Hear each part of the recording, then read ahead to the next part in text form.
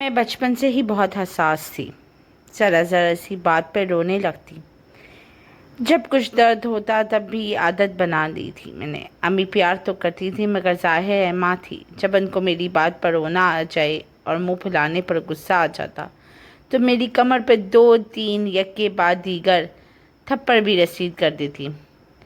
तब मैं पैरों पे बैठ के रोती, कोई मनाता भी तो उस पर झुक देती। जब तक वालिद आकर मुझे प्यार से ना बुलाते तभी अम्मा बड़े लाड से कह कर कि ये लड़की का दिमाग आप ही ने ख़राब कर दिया है। बेटी से इतना लाड और प्यार ठीक नहीं, उनको पराए घर जाना होता है। गर्ज ऐसे हंसलेपन और तरफ चाह रहा था, क्या हो गया है तुम्हें? ये बच्ची है, अकल में तुम्हारे बराबर तो नहीं है। बच्चों से कभी इस तरह मुकाबला नहीं करते, प्यार से बात किया करो। वो मुझे मना लेते और मैं फ़ौरन मान जाती। यूँ मैं समझती थी कि अब्बा मुझे बहुत प्यार करते हैं और मुझसे बड़ी 2 बहनें और 2 भाई थे। उन सब के साथ अम्मा का रवैया मोहब्बत भरा था, लेकिन मेरे साथ उनका बर्ताव अलग था। उसकी वजह ये भी थी कि मैं चारों बहन भाइयों में सबसे छोटी थी। सब मुझसे प्यार करते थे, ख़ास तौर पे अब्बू और भाई। वो कभी मेरी किसी फरमाइश को नहीं टालते थे। लाड प्यार से छोटे बच्चे को ख़ास समझने लगे।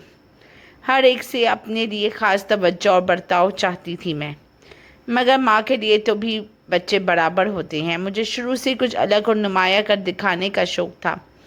मैं अम्मी की लिपस्टिक उठाकर गालों पर मल लेती, फिर ख़ुद को आईने में देखकर खूब हंसती। इस पे अम्मा दौड़ी आती और मेकअप का सामान मुझसे छीन कर 2 हाथ जोड़ कर कहती, फिर वही हरकत। अब कितनी बार मना करूं मैं? इतना महंगा श्रृंगार का सामान है, सब बर्बाद करके रख दिया। वो अलमारी के ऊपर मेकअप बॉक्स रखती और मैं कुर्सी पर चढ़ कर उतार लेती। मैं सिर्फ एक हसास और रोई धोई वाली लड़की नहीं थी, बहुत चंचल भी थी। जब मुझ पर खुशी की लहर आती तो बात बात पर हंसती, बोलती, बहनों से और भाइयों के साथ शरारतें करती। कभी कभी इन शरारतों की वजह से भाइयों का भी भारी नुकसान हो जाता और वो प्यार से सब्र का खून पीकर चुप हो जाते, मगर अम्मा चुप ना होती। वो मुझे डांटती कि देखो, इस ज़िद्दी लड़की को खुदा जाने किस मनहूस घड़ी में पैदा हो गई है, सारा घर का सुकून बर्बाद कर रख दिया है। ये वो मुझे इस वक्त देती जब अब्बू घर पर ना होते। उनकी मौजूदगी में वो सब्र के घूंट भरकर खामोश रहती और मैं मनमानी में लगी रहती। 6 बरस की उम्र से पहले तक तो मेरी शरारतों पर मुझे नहीं कोई टोकता था, मगर जैसे ही मैं बड़ी होने लगी और पाबंदियां लगना शुरू हो गईं। पहले मैं घर से बाहर जाके खेला करती थी, अब सब मना करने लगे कि बाहर ना जाया करो, बड़ी हो गई हो। ऊंची आवाज़ में मत बोला करो, बेटियां इस तरह नहीं चलती, तेज से ना चला करो। या अल्लाह, ये सब क्या है? क्या मेरे सर पर सींग निकल आए हैं? जिन बातों पे पहले ये सब खुश होकर तारीफ करते थे, अब वही बातें बदतमीजी में शुमार होने लगी। इस रोक टोक से मेरा दम घुटने लगा। मेरा मासूम सा दिन ये बदलते हुए रवैयों को कबूल नहीं कर पा रहा था। मैं उलझने लगी। ये घुटा घुटा सा माहौल मुझे बुरा लगने लगा और घर एक कैद खाना महसूस होने लगा। स्कूल में भी बास टीचर्स का रवैया बच्चों के साथ जा रहा ना होता था। मेरा दिल चाहता कि भारी बनने के बावजूद मुझ पर से हल्का हो, होमवर्क कम मिले, उस्तानी शफकत से बात करें, सबक समझ ना आए तो ज़ोर से झिड़कने के बजाय प्यार से समझाए, मगर वहाँ भी अंधेर नकली थी। घर में अम्मी पहल के ज़ोर पे राज करती थी। मैं ज़िद करती कि थोड़ी देर तो बाहर गली के बच्चों के साथ खेलने देती, फिर वो कहती, हरगिज़ नहीं, अब तुम बड़ी हो रही हो, पहले की तरह बाहर नहीं जा सकती। यूँ आज़ादी का लुत्फ़ ख़त्म हो गया। पाबंदियाँ भरने लगीं और मेरी उलझनें भी भरने लगीं। माँ पढ़ी लिखी ना हो तब भी सफ़र करते हैं, यूँ तो वो हर काम बहुत सलीके से करती थी, लेकिन ज़बान की तेज़ और बहुत गुस्से वाली थी। मैं एक रोज़ वो तमके चूल्हे पर बैठी बर्तन मांज रही थी। मैं पास खड़ी उनको देख रही थी। उन्होंने अचानक मुझ में नज़र डाली, तब एकदम उनको ख्याल आया कि मैं बड़ी हो गई हूँ और अब मुझे घर के कामों में भी हाथ बटाना चाहिए। तब से उन्होंने मुझ पर सख्ती करना शुरू कर दी।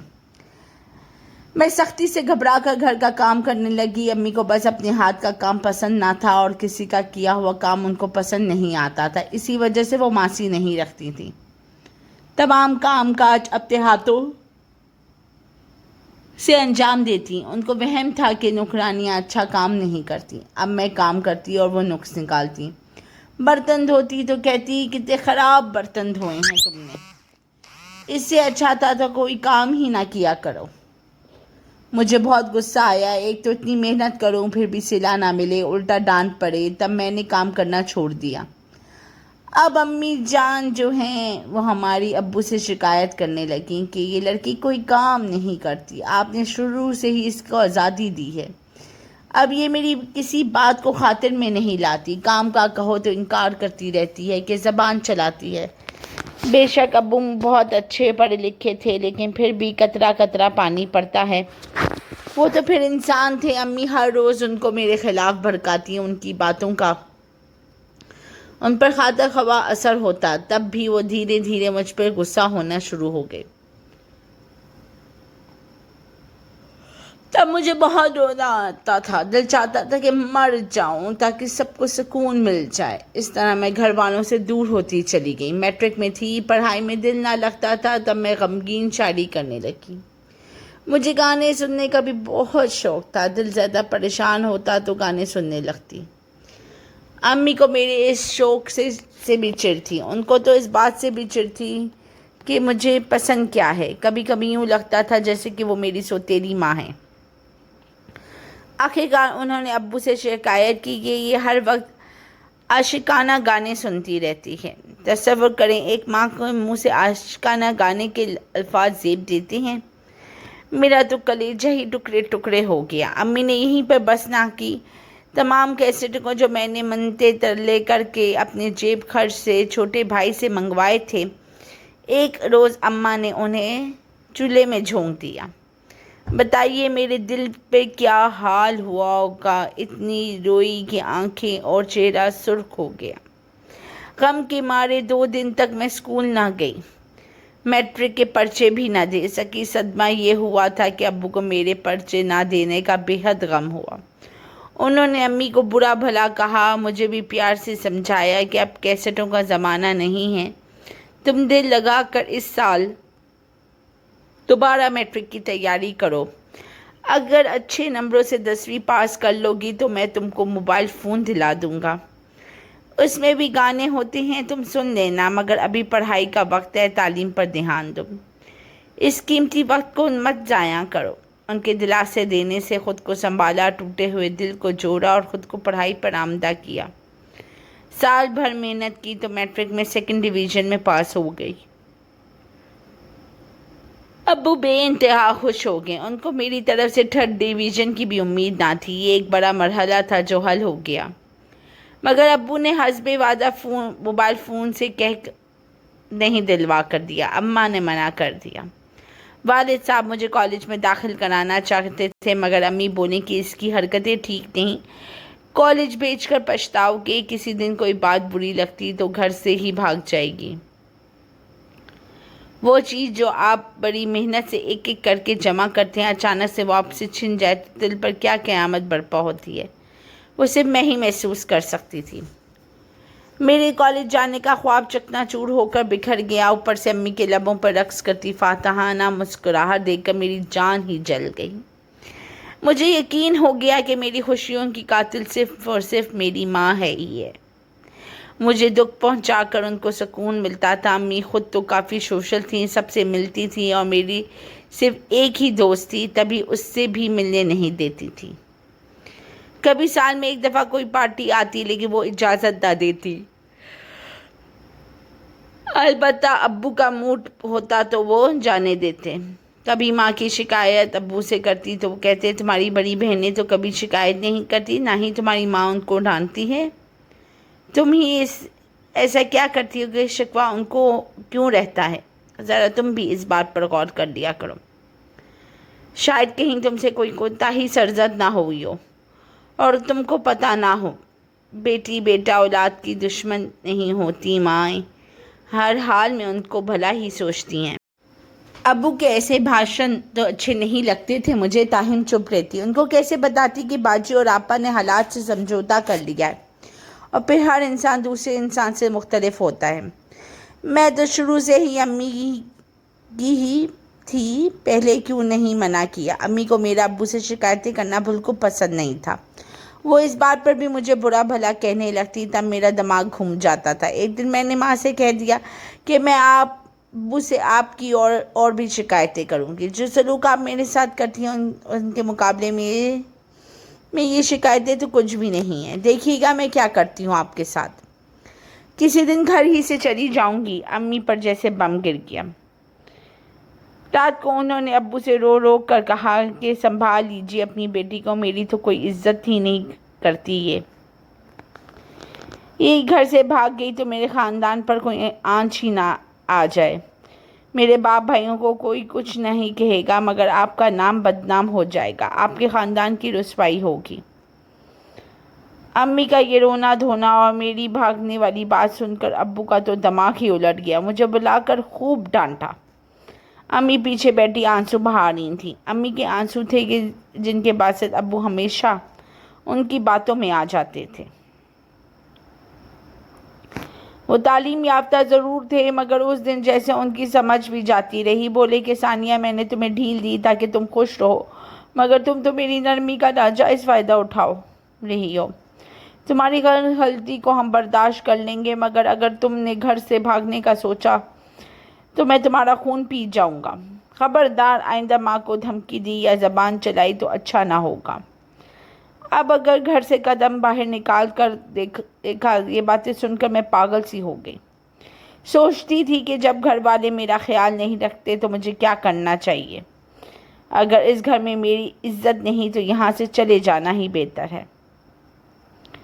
بس پھر ایک دن میں گھر سے نکل گئی اور مجھے نہیں معلوم تھا کہ کہاں جانا ہے، کہاں باہر جاؤں میں۔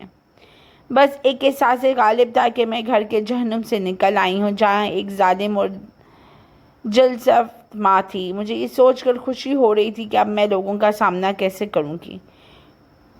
وہ سر جو ہمیشہ فخر سے بلند رہتا تھا اب جھک جائے گا۔ تبھی مجھے اپنے باپ اور بہن یاد آئے۔ ان کا تو کوئی قصور نہ تھا، وہ بس ماں کی باتوں پر آنکھیں بند کر کے یقین کر لیتے تھے۔ گھر کی دہلیز پار کرتے ہوئے قدم ضرور لڑکھڑائے، مگر رک نہ سکی۔ اس وقت میری عمر تقریباً 15 سال تھی۔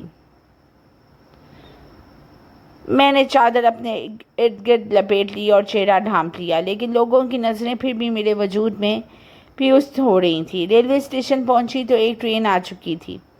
میں اس میں سوار ہو گئی۔ ٹرین میں بیٹھی تو حواس باختہ تھی۔ سامنے ایک خوش شکل نوجوان بیٹھا ہوا تھا جو کہ مسلسل مجھے ہی دیکھ رہا تھا۔ شاید اسے میری کیفیت کا اندازہ ہو چکا تھا۔ اس نے نرمی سے پوچھا، کیا اکیلی سفر کر رہی ہوں؟ میں گھبرا گئی۔ اس نے کہا کہ گھبراؤ نہیں، اس لیے پوچھا کہ اگر کسی چیز کی ضرورت ہو تو بتا دینا، اگلے اسٹیشن پہ ریل رکے گی تو لا کے دے دوں گا۔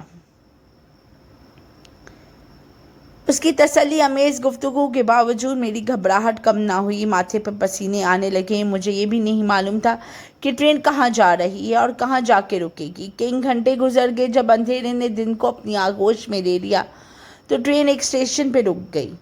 سفر کے دوران اس نوجوان نے دوبارہ کوئی بات نہیں کی تھی۔ مسافر اترنے لگے، آخر میں بھی اتری۔ اب بھی وہ مجھے بغور دیکھے چلا جا رہا تھا۔ میں پریشانی کے عالم میں ادھر ادھر دیکھنے لگی تو وہ قریب آیا اور بولا کہ آپ اکیلی اتنی رات کہاں جائیں گی؟ قریب ہی میرا گھر ہے، میری بہن موجود ہے، آپ چاہیں تو رات وہیں ٹھہر سکتی ہیں۔ صبح ہم یہاں آئیں گے اور آپ جہاں بولیں گی میں آپ کو پہنچا دوں گا۔ میں باش آدمی نہیں لگتا تھا، چہرے پہ سنجیدگی اور لہجے میں اعتماد تھا۔ میں نے کچھ سوچا مگر سمجھ نہ آئی، اس لیے اس کے پیچھے ہو لی۔ وہ مجھے اپنے گھر لے آیا، اس کی بہن نے مجھے کھانا دیا، بستر بچھایا اور میں سو گئی۔ صبح آنکھ کھلی تو باتوں کی آواز سنائی دے رہی تھی۔ بہن اپنے بھائی سے کہہ رہی تھی کہ تم رات کا وقت تھا، لڑکی کم عمر ہے، اس لیے میں نے ترس کھا کر رکھ لیا، مگر اب اس کا کیا کرنا ہے، میں ایسے تو اسے نہیں رکھ سکتی۔ بھائی نے جواب دیا کہ ذرا مہلت دو، मैं अपने किसी दोस्त से बात करता हूँ।